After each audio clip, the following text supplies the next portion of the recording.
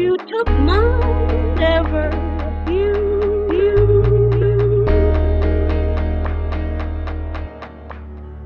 Samsung té un poder d'influència molt gran en quines són les condicions en aquestes fàbriques. No només pels contractes de comercialització, que ja imposen uns límits, no? Uns terminis d'entrega, uns preus que fa que el fabricant s'hagi d'ajustar i que això provoca més i més explotació a les plantilles. Alguns dels minerals imprescindibles per a la fabricació de la telefonia mòbil, com és el coltan, com és el cobalt, com és el tungstè, com és l'or, són expoliats, són saquejats de forma sistemàtica a la República Democràtica del Congo, i aquesta explotació contribueix a finançar un conflicte que ja porta més de 2 dècades. La gent tenia una altra concepció als anys 90 de lo que significava la privacitat i qui podia mirar el tipus de comunicacions que tenien, i això s'ha anat desvirtuant i perdent pel camí. Si tu tens dades personalitzades de cada persona, dels seus hàbits, etc., pots fer una publicitat molt més efectiva. L'any passat, per exemple, es van vendre 2.000 milions de telèfons mòbils. Pensa que la tassa de reposició que tenim en aquests moments és enorme, és molt gran. Tots tenint a casa, em sembla, en aquest primer món, no? Uns quants telèfons mòbils.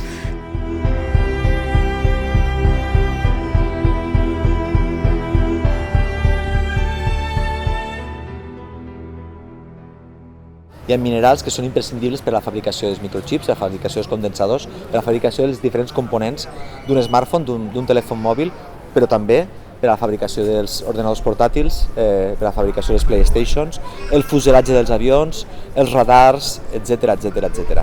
Estem parlant del coltan, estem parlant del cobalt, estem parlant del tungstè. Són expoliats, són saquejats de forma sistemàtica a la República Democràtica del Congo, i aquesta explotació contribueix a finançar un conflicte que ja porta més de 2 dècades, gairebé. Avui en dia, pel que fa al coltan, representa al voltant del 10% de la producció a nivell internacional, i se suposa que el Congo conté el 80% de les reserves mundials. Però si parlem del cobalt, la producció a nivell internacional, pel que fa al Congo, suposa el 50%. És a dir, estem parlant d'una gran importància d'aquest país en el mercat internacional de recursos naturals. El sector de l'electrònica està dominat per molt poques marques. Per exemple, el 2011 estava controlat en un 75% per només 11 marques. Les més grans, que serien Samsung Electronics, Apple i HP. No? Però aquestes marques, de fet, estan subcontractant la major part de la producció. L'estadística és un 75% de la producció està subcontractada. En el cas d'Apple és el 100%, perquè no té fàbriques pròpies. En el cas de Samsung, per exemple, que sí que té una quantitat de fàbriques pròpies, doncs és un percentatge menor. Llavors hi ha tot un altre grup del que s'anomenen fabricants per contracte, que tampoc són tants. I el que veiem és que les cadenes de subministrament estan entrellaçades. És a dir, cada una de les marques treballa amb 3 o 4 fabricants per contracte, i cada fabricant per contracte treballa amb 3 o 4 marques, de manera que no depenen exclusivament uns dels altres. I per tant trobem en una fàbrica línies de producció de Dell, línies de producció d'HP, línies de producció de Lenovo, i és absolutament normal. No? Per tant, no és que unes marques tinguin unes cadenes de subministrament més justes que les altres, costaria de dir, perquè està tot absolutament entrellaçat. Aquests fabricants per contracte tenen la seu, els principals tenen la seu a Taiwan, i les plantes de producció, sobretot a la Xina, que és el principal país exportador d'electrònica i de tantes altres coses, i també altres països de la regió, com a Singapur, a Taiwan mateix, Malàisia i Corea del Sud. El sou mitjà d'un treballador a les mines artesanals congoleses és al voltant de $50, però és que el sou d'un soldat tampoc és molt més elevat, estem parlant de $100 al mes. Per tant, el modus vivendi d'un soldat serà intentar extorsionar a la població, o d'un policia, per a intentar tenir un plus de sou, de salari, que l'ajudi a sobreviure. I també hem d'entendre una altra cosa, que els treballadors que estan a les mines han de comprar el seu menjar. I d'alguna forma, el fet de que són mines aïllades, el menjar, el tabac, l'aigua potable, una cervesa, etc., ha d'arribar físicament a la mina, fa que els preus dels productes siguin molt més cars. Això genera deutes als treballadors que estan a les mines, el que els vincula a l'explotació de la mina per un temps molt llarg. Aquestes mines són coves coves que aprofundeixen el terreny desenes de metres, però poden inclús arribar a centenars de metres, on el fet d'entrar dins d'aquesta cova ho has de fer a través de cordes, ho has de fer a través d'escales, de sistemes molt rudimentaris que fan que les condicions ja siguin difícils d'accés fins a la zona on es troben els minerals.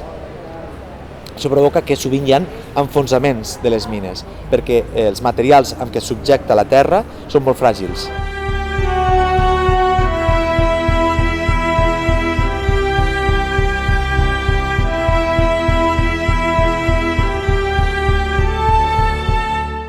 Les condicions duríssimes comencen per jornades de treball molt i molt llargues. Una jornada de treball normal pot ser de 12 hores diàries, 6 dies a la setmana, que això ja faria 72 hores, molt per sobre del límit que imposa l'Organització Internacional del Treball, que són 48. Però és que, a més, amb hores extres, les jornades s'estan registrant de fins a 84 hores per setmana. I les hores extres moltes vegades s'estan produint obligatòriament perquè hi ha pics de demanda altíssims que fa que la plantilla s'hagi de quedar, però és que en molts casos són voluntàries i això passa perquè els salaris són tan baixos que no cobreixen les necessitats bàsiques. L'estudiantat xinès està en gran mesura obligat a realitzar pràctiques a les fàbriques d'electrònica, tot i que no tinguin res a veure amb els seus estudis. De vegades fins i tot són menors d'edat. És una pràctica promoguda pel govern xinès perquè en un context de pujada de salaris molt més lenta que el que voldria la classe treballadora xinesa, el govern xinès vol continuar promovent i donant prioritat a la indústria electrònica a base de proveir mà d'obra a preu competitiu. Condicions de treball duríssimes també pel que fa a salut i seguretat a les fàbriques.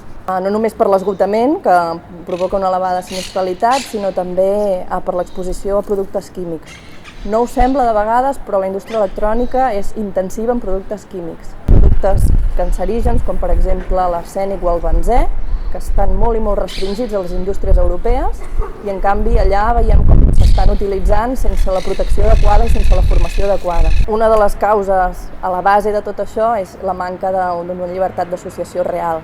És obvi pel cas de la Xina que no hi ha sindicats lliures, hi ha sindicats grocs, sindicats verticals, sigui sindicats dominats per l'empresa, i és que Samsung han documentat també que exerceix una política antisindical molt activa, que passa per amenaces, per coaccions, per trasllats i fins i tot per formar altres persones treballadores perquè denunciïn companyes que s'estan organitzant, perquè retirin informació dels sindicats a les fàbriques i tot això per intentar mantenir al mínim l'índex d'afiliació. Pot haver-hi un petit empresari congolès que té una llicència d'explotació d'una mina o que té una joint venture en un inversor estranger per qual estan gestionant el 50% l'explotació d'una mina. Aquest mineral és extret de la mina, és transportat fins a Goma, per exemple, fins Bukavu, que són les grans ciutats a l'est del Congo, properes a la frontera amb Ruanda, amb Burundi. Aquest mineral pot arribar allà, pagar una sèrie de prebendes pel camí, arriba al comptoir, a l'oficina de canvi congolesa, i allà hi haurà representants libanesos, congolesos, grecs, indis, pakistanesos, xinesos, que compraran aquest mineral.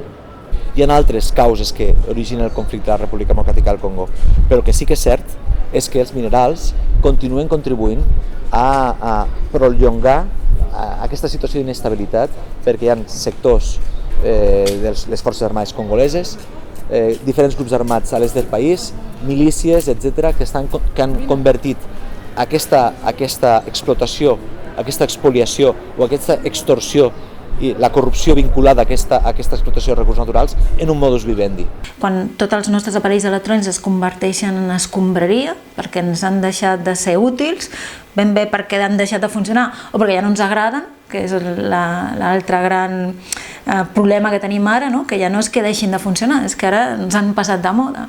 Doncs què fem amb tota aquesta porqueria electrònica? Però hi ha molts components que són nocius per la salut i el que estem fent ara és tornar-los a enviar gairebé cap a l'Àfrica una altra vegada. Surten del Congo el coltan i retorna a Ghana, a Accra, estem tancant el procés. A Accra, la capital, en concret a Goloboshi, que era un antic aiguamoll un punt verd molt maco on la gent abans pescava, està al costat de la capital, i ara s'ha convertit en el lloc més contaminat del planeta, més que Txernòbil, que suposo que us sona de quan hi va haver tots els problemes nuclears. Allò és on van a parar tota la nostra porqueria, on hi ha contínuament fogueres cremant els cables de coure, el plàstic que els recobreix per treure'ls, on hi ha nens treballant amb les mans totes fetes malbé, traient els xips i arrencant el cobre i intentant buscar fins a l'últim punt que es pugui reaprofitar. I tot allò està molt contaminat i la gent està treballant en unes condicions pèssimes. Hi ha una llei europea que s'ha transposat en una llei espanyola que obliga que els propis productors recullin el material una vegada s'acaba. De fet, nosaltres paguem un impost per cada un d'aquests elements que comprem i les empreses el que estan és aquells diners utilitzar-los per reciclar. S'han creat les SICs, els sistemes integrats de gestió, que són aquests ecopunts que tu els portes i els haurien de reciclar, però no se sap molt bé com. Les coses surten del circuit i només un 25% d'aquests 50 milions de tones que es generen cada any realment estan reciclats adequadament. La resta acaben fora, acaben en llocs com Accra, com a Globoshi, aquell cementiri de porqueria electrònica que estem creant entre tots, perquè tot allò arriba d'Europa, la majoria arriba d'Europa, arriba una mica dels Estats Units, però l'entrada principal ve d'Europa. En el que costa aquí una empresa que manegui segons quins tipus de productes químics i en el sou que s'ha de pagar la gent d'aquí i en tots els sistemes de seguretat que s'han de tenir aquí, allà no cal. És molt més barat pagar el contenidor. Necessitem un ordenador portàtil, necessitem un telèfon mòbil per comunicar-nos, etc. No? Però podem intentar prolongar la vida útil d'aquests aparells. No hem de renunciar a la tecnologia, tot el contrari, el que hem de fer és aprendre a dissenyar-la adequadament, aprendre a dissenyar tots els cicles, no pensar només en l'ús del projecte, sinó pensar com es construeix, d'on venen els materials, quines persones ho fabricaran, com es farà, en quines condicions, i després, quan la vida útil s'acabi, doncs què en farem en això, no? També estem veient que en el pas dels anys l'obsolescència programada s'ha convertit en un leitmotiv, s'ha convertit en una manera de fer indústria, perquè la indústria necessita d'alguna forma reinventar-se i continuar produint per a generar una cadena de consum i producció. Si construïm productes que tenen una vida útil molt llarga, la indústria s'atura i, per tant, d'alguna forma, les grans multinacionals en algun moment se'n van adonar de que no podien tenir una vida útil els productes molt llarga perquè si no els seus beneficis no continuaven creixent. No? Jo ja li anomeno allò obsolescència ja no programada, sinó estètica, no? Que ara comencem el pas a vegades d'un a l'altre és simplement que ara la pantalla és corba en comptes de recta, que ara el color ja no és blanc sinó que és dorat, ara el factor forma està a la moda. És el fet de sortir del consumisme que ens porta a tenir cada vegada més i millor. I en el cas de l'electrònica, el Mobile World Congress no deixa de ser això, no? Cada any presentar novetats perquè cada any tinguis més i menys incentius per comprar aparells nous i llançar els que ja tens. Cada vegada els circuits són més integrats i cada vegada, a més, les empreses volen que hi hagi molta seguretat i poc coneixement de com estan fets per dintre. Cada vegada les coses s'integren més i poques empreses pensen en fer que es puguin recanviar i reparar. Ara estan començant a sortir les primeres que pots canviar la bateria o pots canviar la pantalla. Per altra banda, sobretot el que hi ha és buscar alternatives, exigir a les grans empreses que fabriquin alternatives. Si com a consumidors exigim alternatives, les empreses, finalment, perquè és una llei d'oferta i demanda, produiran alternatives. Fairphone, que és un exemple de que es pot fer un mòbil amb condicions justes. I ara mateix en podem escapar posant-nos a la llista d'espera d'un Fairphone, que no és un mòbil que puguis anar a la botiga i comprar, sinó que t'has de registrar a la seva pàgina web i te'l fan arribar quan el tenen fet. És un mòbil que és absolutament modular, de manera que qualsevol peça que es trenqui fàcilment la pots comprar per separat i la pots incorporar sense necessitar eines específiques, ni cap coneixement tampoc molt específic en la producció d'un telèfon. The approach we take is that we build relationship with our suppliers that are based on transparency, and in the end it's beneficial for both parties. You know, if we manage together with our supplier in China to create better working conditions for the workers, then it means less turnover at the factory, which is beneficial in the end for the factory as well and for their business. You know, so it's building win-win relationships and working together towards better change. It all started actually in 2010 when we set up a campaign, not business, to raise awareness about conflict minerals in the phones. And then for 3 years we ran this campaign, we went to Congo for a research trip, etc. And we realized that things are very complex, it's all a part of the system, and in order to understand it and be able to start changing it, we need to be a part of the system. We have replaceable battery. And then the most commonly broken part is the screen, of course. So if you're in any phone, so if you break your screen, you just need to unlock these two clips and then you slide it off. And so you can buy a new screen on our website and just replace it yourself and send this one for recycling to us. And here you have bottom module, camera module and top module, and you can also repair, for example, your camera by just unscrewing these 3 screws.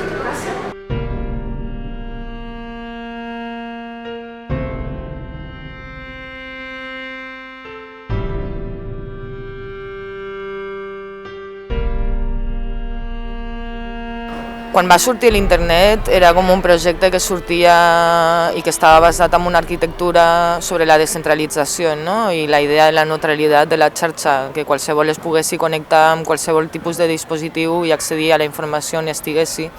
Aquesta realitat i aquests principis fonamentals, no, s'han anat desvirtuant perquè a partir de l'any 2000 hi ha unes empreses que han començat a pensar com podien fer un negoci, no?, amb tot el tema internet.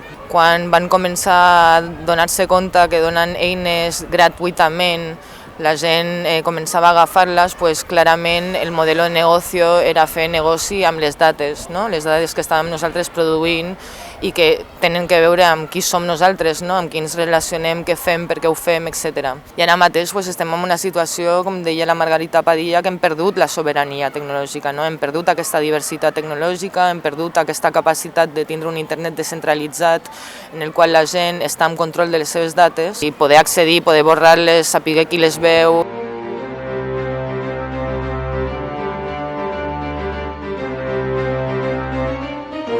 Internet i el món de les tecnologies exerceix un control social de diferents maneres, no? De maneres molt explícites i de maneres implícites. A les explícites podem fer-hi front, no? I tenen a veure especialment amb recol·lecció sobre dades personals nostres, amb una intencionalitat de negociar amb elles, d'establir comerç amb elles. Hi ha altres formes més implícites, especialment en temes concrets com el de les Smart Cities, creiem que té molt a veure amb una mica amb l'atac a l'espai públic i a l'espai públic com un lloc de convivència, de socialització, i coses com, per exemple, tecnologies de telecomunicació, l'exemple clàssic, més que clàssic, molt evident avui en dia és el WhatsApp, no?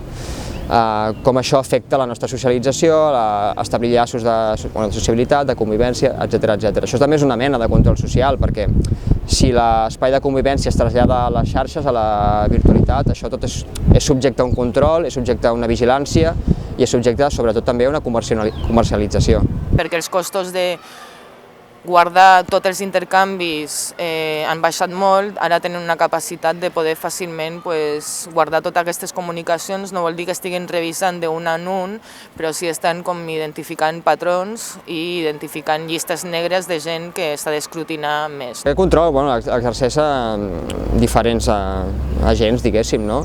D'una banda, d'entrada estan les pròpies empreses que creen aquestes tecnologies, que les sustenten, que creen serveis al voltant d'ells, no? O sigui, són empreses que recopilen aquesta informació i amb el seu principal objectiu és lucrar-se, com és obvi.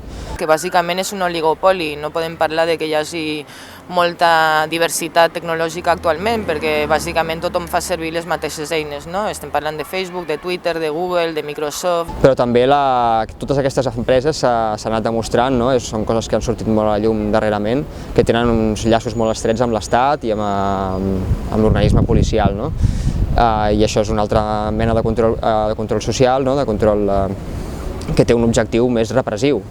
Quan fas servir Facebook és com si estàs fent la revolució a un centre comercial, no? Qualsevol moment ells poden dir, vale, ara s'apaga i vámonos, no? I és per això que hi ha tants perfils d'activistes que han sigut censurats o de col·lectius que de sobte desapareixen. És una asimetria de poder molt forta, no? El que ens aporta molta tecnologia i per això és tan difícil renunciar amb ella és una comoditat. Gmail, que és un tipus de correu de propietat de Google, no? Que fa servir moltíssima gent, la majoria de nosaltres, crec jo, aporta molta comoditat perquè tu entres a una web, ja directament pots fer servir el correu allà, tens una capacitat immensa, que tot això té un cost que només es pot permetre a Google. Hi ha altres alternatives com RiseUp, que són menys còmodes, però són iniciatives que tiren endavant gent amb consciència i que si nosaltres aportem un mínim esforç, si realment es vol tenir clar que la importància de la seguretat, val la pena aquest esforç. Necessitem com xarxes d'educació popular, no? I posar-ho molt al centre de lo que estem fent, sobretot la ciutadania i els activistes, no? De dir, bueno, ja no hi ha diferenciació, no? Entre el que faig a l'internet o amb el mòbil, el que està passant a la vida real, tot està interconnectat, i un altre cop de no pensar-ho com una perspectiva individual, sinó una perspectiva col·lectiva. Cada cop que tu dius a mi no tinc res que amagar, no m'importa, de fet el que estàs fent és exponer tota la gent que sí s'està comunicant amb tu, no? I això s'ha de canviar, no? El xip. Xifrar les nostres comunicacions a través de correu, de manera que tinguem una garantia bastant elevada de que cap persona que pugui estar connectada entre tot el procés des que un correu surt del nostre ordinador fins que arriba a la persona que li enviem, doncs que no hi hagi cap persona que pugui estar vigilant el seu contingut i que aquella persona alhora tingui certa seguretat que aquell correu l'hem enviat nosaltres i no una persona que s'ha fet passar per nosaltres. L'alternativa seria tindre xarxes socials descentralitzades que estan allotjades a servidors que estan regulats per projectes autònoms, no? O sigui, en el qual no és l'ànim de lucre o el control de la llibertat d'expressió o d'opinió de la gent que està publicant allà, sinó que la gent tindria aquesta capacitat de decidir molt clarament el que publica, per qui ho pot veure, qui pot accedir, en quin moment jo vull borrar aquestes dades i sàpiga que de veritat s'han borrat. Crec que Giphy és per mi la iniciativa de sobirania tecnològica la més interessant que hi ha al món mundial, o sigui, perquè ja és resilient, perquè ja porta 10 anys, perquè està creixent i perquè està una mica ensenyant el model que tenim que fer, no solament fer la infraestructura tecnològica, però també tota la infraestructura social i política alrededor de manteniment per la ciutadania d'aquesta alternativa. Giphy és una xarxa de telecomunicacions. Una xarxa de comunicacions per un paradigma diferent. I aquí és on rau la diferència. És el concepte de qui és el propietari, quin model, com es gestiona aquesta infraestructura física de comunicacions. La millor forma, la forma més eficient, més justa, més inclusiva de fer telecomunicacions és fer-ho a través de la infraestructura en el model de comuns.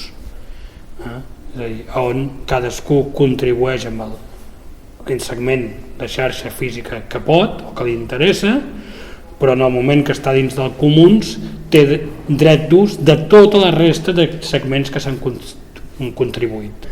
És una manera més eficient de construir xarxes de telecomunicacions i de dotar-nos o de dotar la ciutadania d'un dret que és fonamental avui en dia, que és tenir accés a tot tipus de serveis de telecomunicacions, telefonia, connexió a internet, compartir fitxers, no només descarregar dades, sinó també poder contribuir i exercir la llibertat d'expressió, i una manera és això, podent publicar-ho a tothom.